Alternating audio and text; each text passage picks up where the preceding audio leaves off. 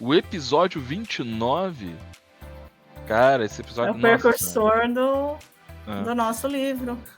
A gente, nessa época... aí eu tenho que contar um bastidor aqui, gente. Né? A minha cabeça funciona de maneiras um pouco estranhas, né? Mas... Flávio, você sabe. Mas as pessoas têm que tentar tangibilizar pra quem não Todo mundo que conversou convive, com você um pouquinho, entendeu? Já entendeu, Denis, que é assim que funciona. A gente tinha escrito aqui um manifesto com 12 artigos, que eram basicamente artigos de o que a gente estava chamando aqui de atitude de quem inova, né? E esse manifesto, a gente já utilizava ele dentro da ASIS para poder nortear algumas coisas, serem a nossa cultura. E aí, quando eu falo nossa cultura, eu não estou falando só do time, mas estou falando do time e a cultura que a gente queria tangibilizar em artigos de todo mundo que está na ASIS, startups, pessoas, né? Todo mundo. E aí a gente gravou esse episódio, Cultura de Inovação, falando desses artigos, mas pós-pandemia, isso virou o primeiro livro que a gente lançou, né? E a gente lançou esse livro também na primeira vez que a gente que a gente teve um stand no Case ano passado.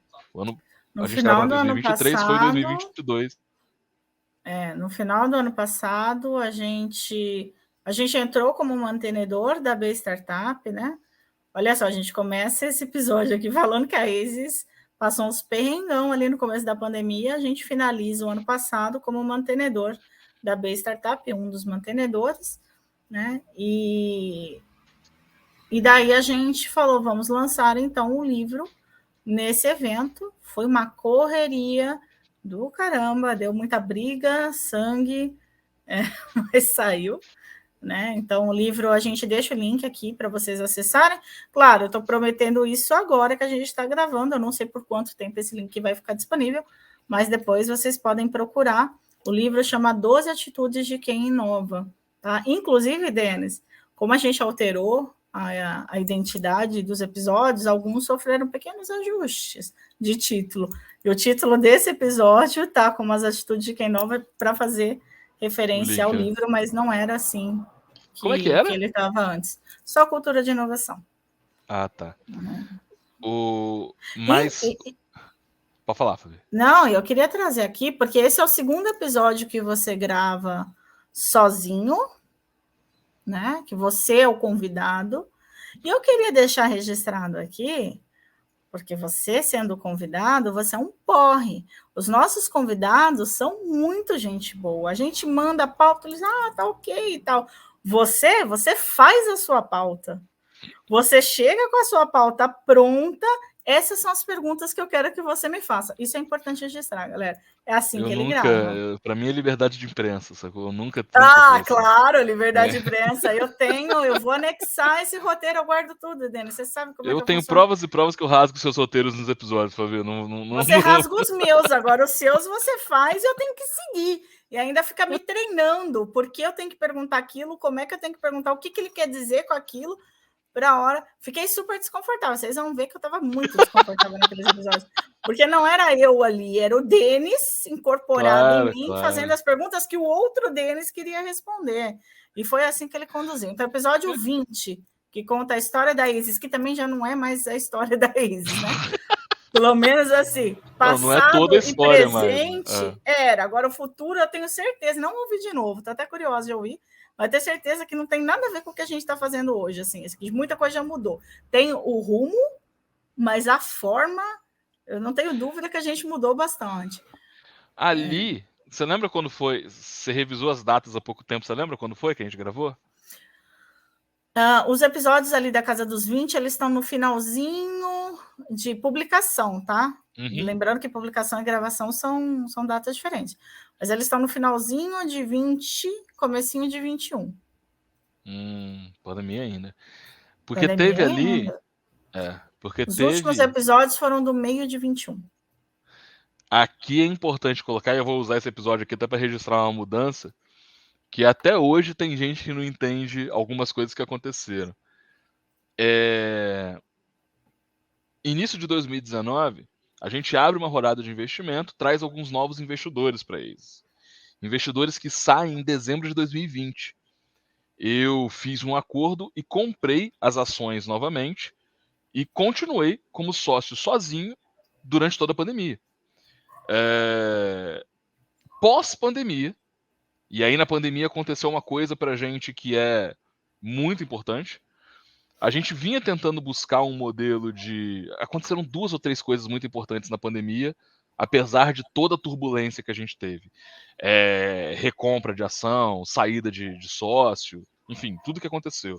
A minha Mas ficada, que foi muito importante para você, né? Acho que é bom você registrar isso. foi muito importante, sim. Obrigada. Porém, contudo, todavia, né, depois desse auto-elogio, a gente já tinha uma operação que era muito aderente ao online. A gente começou a atender startups de fora do Espírito Santo um pouco antes da pandemia, a Antes gente da já pandemia. fazia, mas durante a Inclusive, pandemia... deixa eu já dar spoiler, eu vou ficar te cortando aqui porque você fala muito. A gente vai gravar, mas a gente grava a semana, acho que daqui umas 2 semanas, mais ou menos, com uma das startups que quis muito que a gente atendesse de longe. E aí vai spoiler, então a gente está falando da Certificafé, que é nascida em Manhuaçu, que é interior de Minas Gerais, pertinho já do Espírito Santo, já mais divisa, mas que estava fora ali dos polos de inovação, né?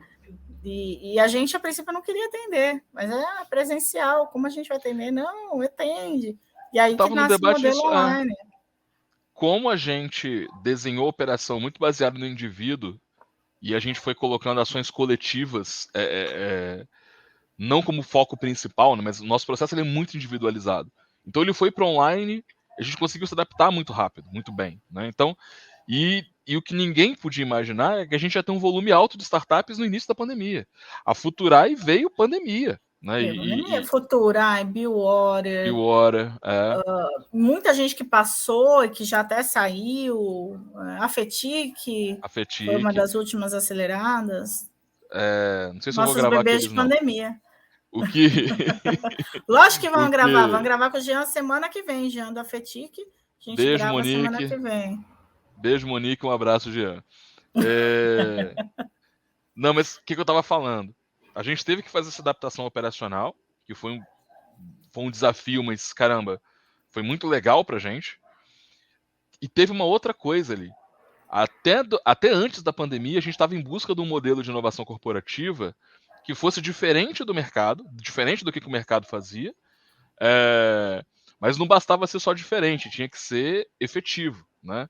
Só que antes da pandemia, todo mundo pregava o modelo presencial como sendo algo, assim, hiper necessário.